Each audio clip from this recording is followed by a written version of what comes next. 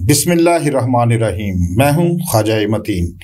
नाज़रीन, इमरान खान ने कहा है कि पहले रिहाई फिर मुज़ाकरात। बानी पीटीआई एक बार फिर अपने मौक़िफ़ पर डट गए हैं। उन्होंने कहा है आज जेल में गुफ्तगू करते हुए 24 नवंबर को हर हाल में एहतजाज होगा। आज उन्होंने गुफ्तगू भी की है।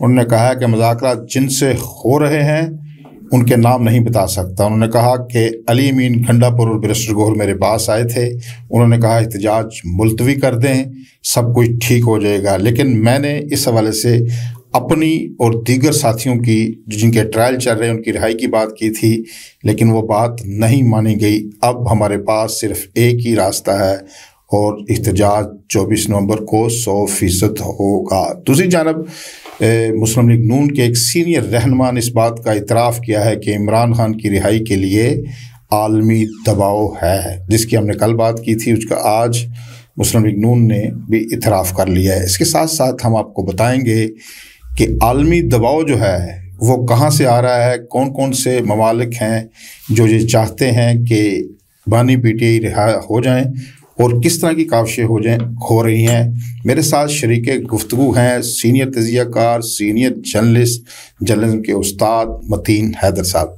वेलकम मतीन हैदर साहब। जी अस्सलाम वालेकुम और बहुत बहुत शुक्रिया, आपके इंतहाई काइंड वर्ड्स का बहुत शुक्रिया और it's always pleasure to be with you. Thank you sir. अच्छा ये बताएं मतीन हैदर साहब, आपकी बड़ी गहरी नज़र है इस्लामाबाद की, जो ईवान इक़्तिदार की राहदारियाँ हैं आपसे भूली हुई नहीं हैं, सब देखी वाली हैं आपकी चीज़ें। अभी जो मुज़ाकरात हो रहे थे जिसका 2 दिन से मैंने भी जिक्र किया है, कुछ लोग आज इमरान खान ने तस्दीक आज उन्होंने तस्दीक भी कर दी। आप क्या समझते हैं जो आज उन्होंने बड़ी एक गुफ्तगू की है, जिसके जवाब में जो मोहसिन नकवी वज़ीर दाखिला उन्होंने एक और बात भी की है कि धमकियाँ और मुज़ाकरात साथ साथ नहीं चल सकते। ये धमकी किस किस्म की है? लेकिन पहले ये बताएं, क्या ये जो डेडलॉक आया है मुज़ाकरात में, इसमें कि वाक़तन फाइनली डेडलॉक है कि अभी बीच में कुछ रास्ते हैं, 24 नवंबर से पहले कुछ भी हो सकता है कि इमरान खान की रिहाई मुमकिन है? बहुत बहुत शुक्रिया। पहले तो बिस्मिल्लाहिर्रहमानिर्रहीम, इंतहाई अहम मौजू है और इस वक्त देखिए जो पाकिस्तान के अंदर इस वक्त जो सियासी कशमकश है, जो सियासी इज़्तिराब है, इसके ऊपर पूरी दुनिया की नज़रें हैं। तो इसीलिए मुझे कहने दीजिए, आपका एक मौजू भी बहुत अहम है और बिल्कुल इस वक्त नंबर 1 इशू पाकिस्तान में, पूरी दुनिया में यही पॉलिटिकल इशू है कि जी उनको कब निकाल रहे हैं, कब रिहा कर रहे हैं। 2-3 चीज़ें आपके सवाल के 3-4 पहलू हैं, 1 बाय 1 मैं करूँगा। एक तो आपने ये कहा कि इस वक्त मुज़ाकरात हो रहे हैं। बिल्कुल, बानी पीटीआई ने उनकी तस्दीक भी कर दी, मुज़ाकरात हो रहे हैं।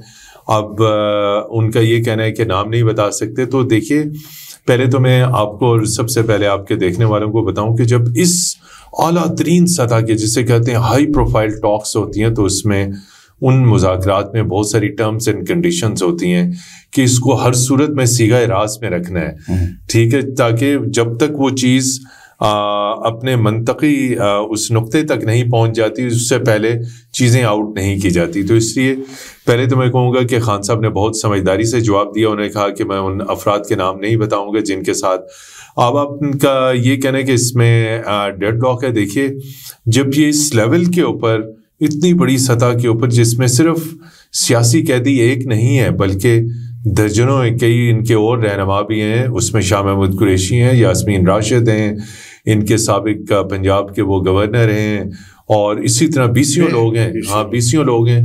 तो कुछ लोग तो ये भी कहते हैं कि जो मुजाहिरीन जो पकड़े गए उनके सैकड़ों में भी कारकुनान भी हैं। बिल्कुल, कारकुनान भी हैं। बिल्कुल, तो ये उसके अंदर यकीनी तौर पे जो है ना, जिसे कहते हैं कुड प्रो को, कुछ लो और कुछ दो, ये हमेशा से पाकिस्तानी सियासत क्या दुनिया भर की सियासत में होता है कि जब अपोजिशन कायदे हिज़्ब इख्तिलाफ या कोई भी मुजाहिरीन आए, आप पाकिस्तान इस्लामाबाद में आप देखते हैं कि एक ज़माने में मौलाना ताहिरुल क़ादरी आए थे, फिर तहरीक लब्बैक आई थी, फिर मुख्तलिफ ग्रुप्स आए थे, कुछ लो और कुछ दो, कुछ लिया जाता है और कुछ दिया जाता है। तो ये जो डेडलॉक टेम्परेरी में जवाब मुकम्मल करूँ, फिर आप अपना फॉलो अप खूबसूरत सवाल करिएगा।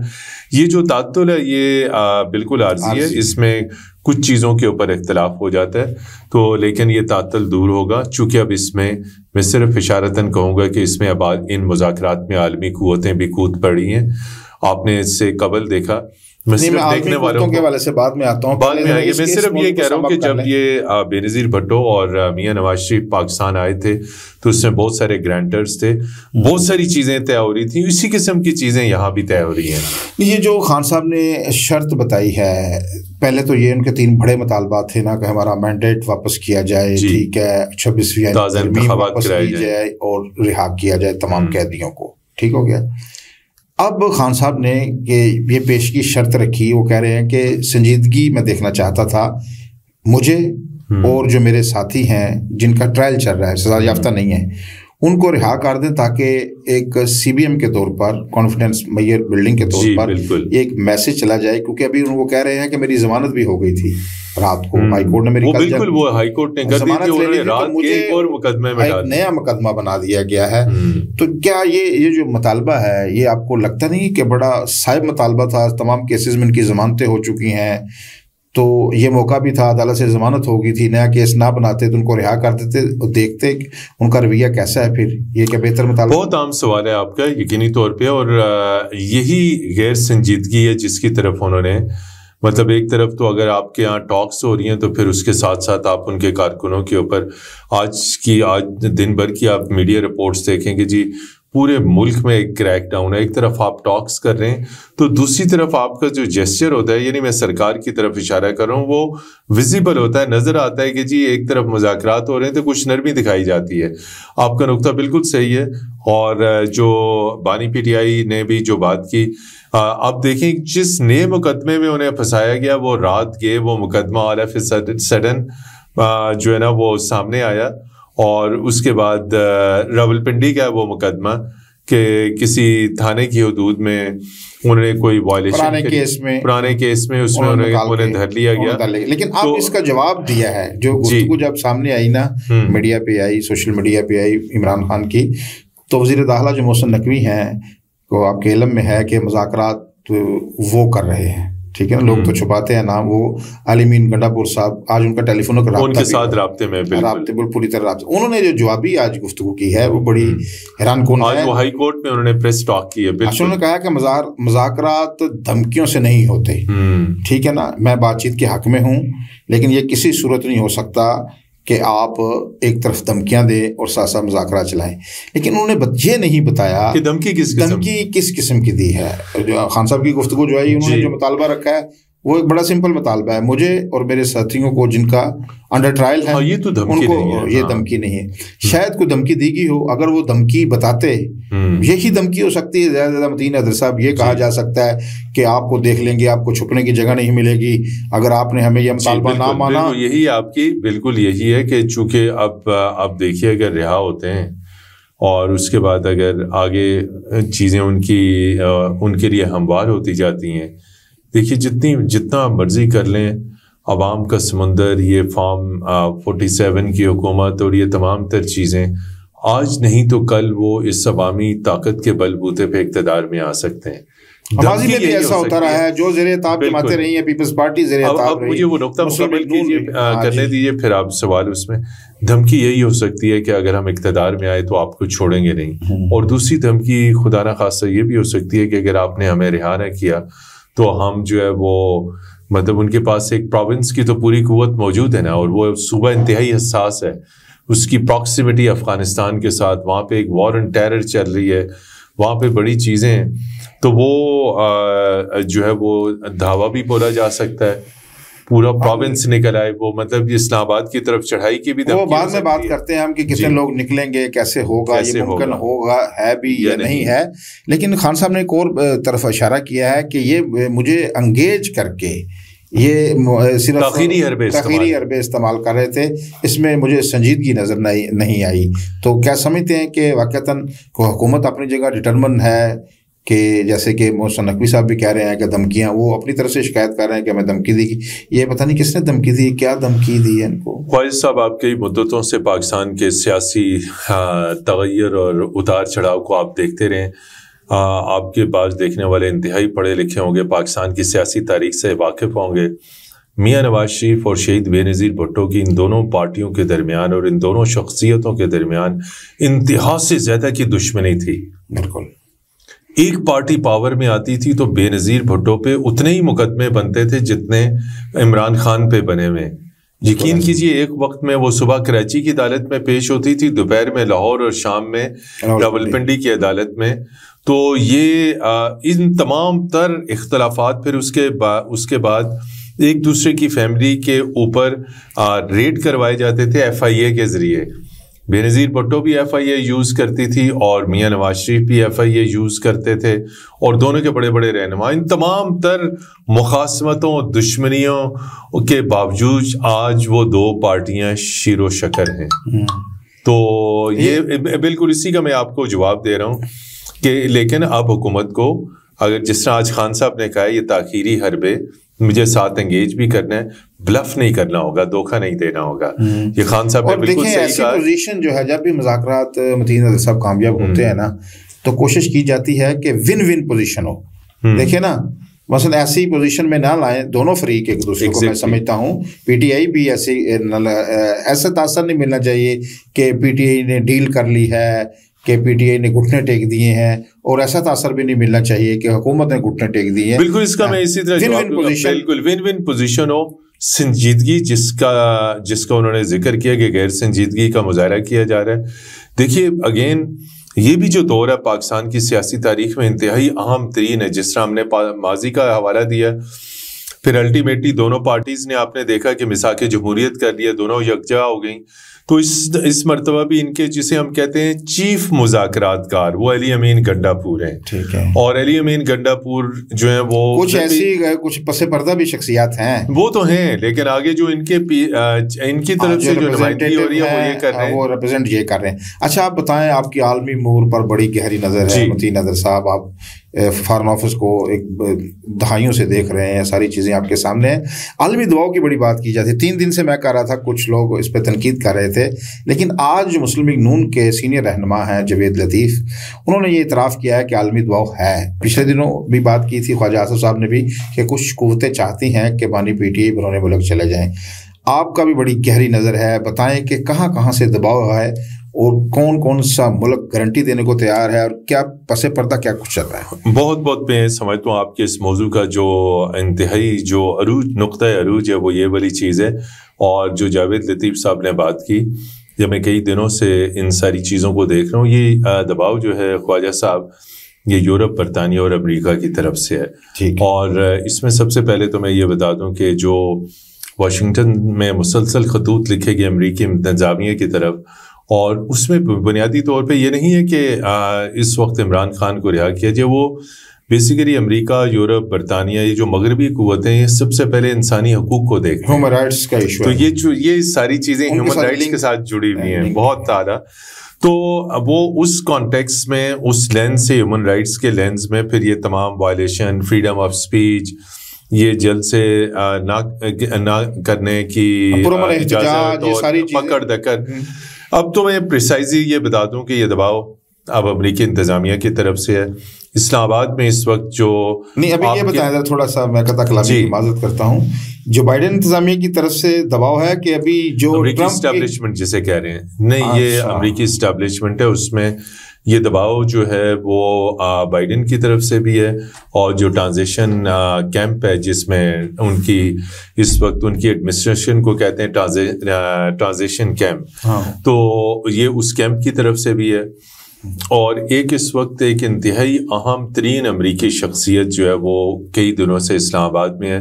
جس طرح خان صاحب کہہ رہے ہیں کہ وہ نام نہیں بتا سکتے, ہم بھی وہ نام وہ جو ہے وہ ان کے امریکی انتظامیہ, اسٹیبلشمنٹ, ٹرمپ, بائیڈن تمام کی طرف اس شخصیت کے انتہائی اہم روابط بھی ہیں, مراسم بھی ہیں.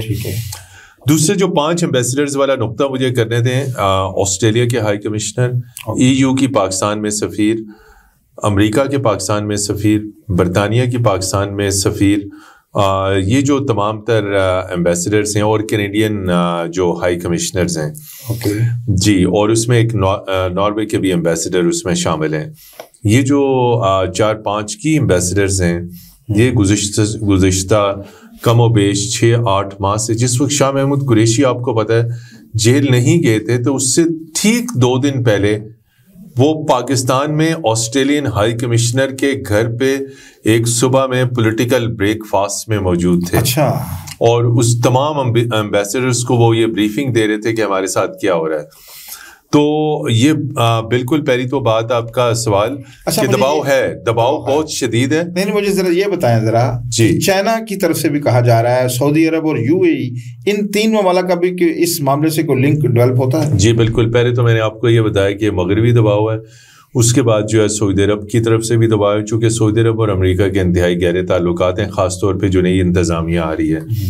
تو اس اعتبار سے جو اس وقت سعودی نائب وزیر داخلہ اسلام آباد میں موجود ہیں، ان کی موجودگی بھی انتہائی اہم ہے، اور اس بات کو خارج از امکان قرار نہیں دیا جا سکتا کہ وہ اس تمام مدعے میں جو ہیں وہ شریک ہیں، اور وہ تمام تر چیزیں دیکھ بھی رہے ہیں، میسیجنگ بھی ہو رہی ہے.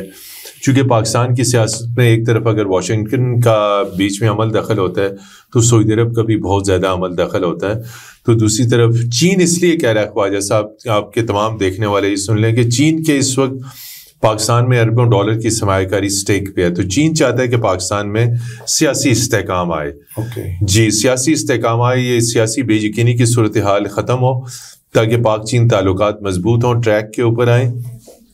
لیکن اس کا ایک جو دوسرا منفی پہلو ہے وہ یہ کہ اگر امریکی انتظامیہ نہیں آ رہی ہے، جس طرح ٹرمپ صاحب جنوری 2025 میں آ جائیں گے، تو اس وقت پاکستان کے اوپر بے انتہا دباؤ پڑے گا، خاص طور پہ پاک چین تعلقات کے حوالے سے. چونکہ ٹرمپ ایڈمنسٹریشن دو ملکوں کے خلاف سخت ترین پالیسیاں لے آ رہی ہے، ایک ایران کے خلاف اور ایک چین کے خلاف. دونوں پاکستان کے ہمسائے ممالک ہیں.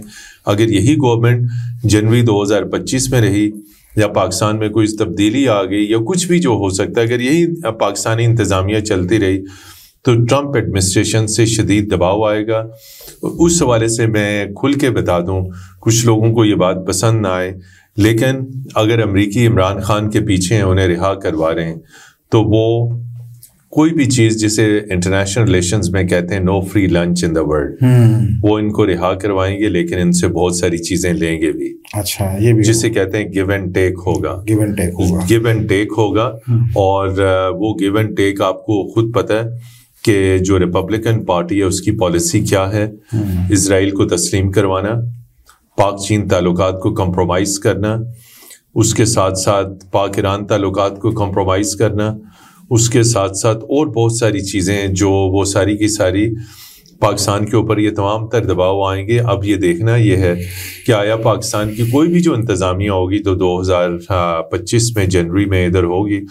لیکن فائنل نقطہ یہ، اس کے بعد آپ یقینی طور پہ سوال کیجیے گا کہ عمران خان کی رہائی کے لیے مغربی دنیا کا اور مشرق وسطیٰ کے ممالک کا اور چین کا پاکستان کے اوپر ایک شدید سفارتی دباؤ ہے.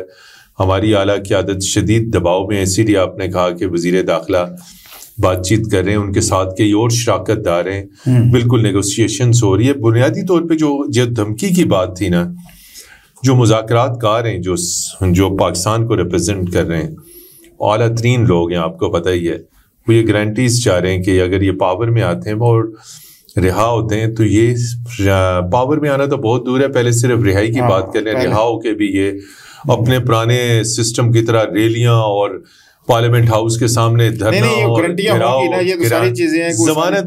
ضمانتیں ہوں گی. جی ناظرین، ہمارا وقت ختم ہو گیا ہے. آپ نے گفتگو سنی سینئر صحافی تجزیہ کار متین حیدر صاحب نے. بہت شکریہ. اس گفتگو میں آج ہم نے خلاصہ کرنے کی کوشش کی کہ کیا ابھی جو جیسے عمران خان صاحب نے آج جو گفتگو جیل میں کی ہے کہ 100% احتجاج ہوگا، لیکن متین حیدر صاحب کا کہنا ہے کہ ابھی جو ہے ابھی امکان باقی ہے، دیا ابھی بجھا نہیں، لو جل رہی ہے، یہ اس کا امکان دیکھتے ہیں. 36 گھنٹے رہ گئے ہیں احتجاج میں، تو 36 گھنٹے سے پہلے کچھ بھی ہو سکتا ہے. اور عالمی دباؤ کے حوالے سے بھی بڑی کھل کر بات کی، کون کے ملک کا جو ایمبیسیڈر ہے وہ کیا کر رہا ہے، ان کی سرگرمیاں اسلام آباد میں کیا ہے. اپنے دوستوں عزیز و اقارب کا خیال رکھیے گا. اللہ نگہبان.